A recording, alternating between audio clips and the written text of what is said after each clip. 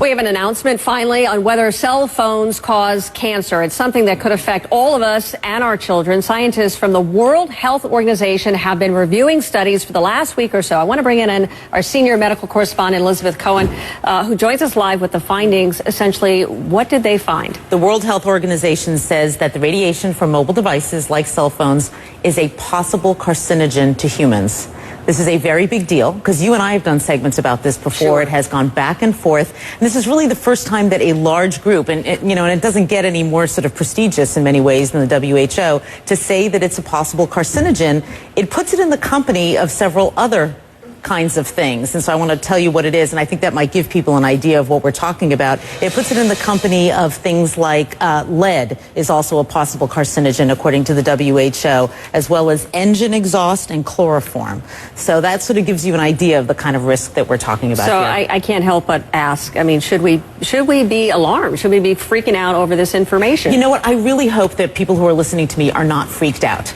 For two reasons. One, they won't do the right thing, and we'll talk about what the right thing is in a minute. And two, they'll panic, and that's kind of silly because all these years we've been on cell phones and holding them to our heads, which is what we're talking about as being bad. That's done. You can't do anything about that. And if you're on the phone right now, you don't need to drop it. You know, it's not that kind of a carcinogen. It's a kind of a carcinogen, or allegedly, possibly, that would build up over time. One phone call, doctors tell me, is not going to give you cancer. So what should we be doing? With this new information, what on earth should we be doing now? We are so lucky that there is something that we can do, because a lot of medical problems we can't, but we're lucky that there is something, and I am holding it in my hands right now.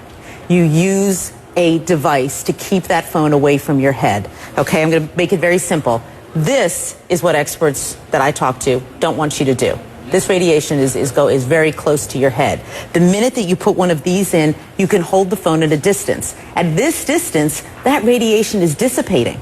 It's not going to affect you very much, if at all. Hold it away from your head, which means using a wired piece like this or a Bluetooth, or put it on speakerphone. Keep it away from your head. That's the bottom line, and it's really easy to do. I mean, I can count on one hand the number of times in the past year that I have spoken on the phone like this. I just don't do it. I'm going to change my habits.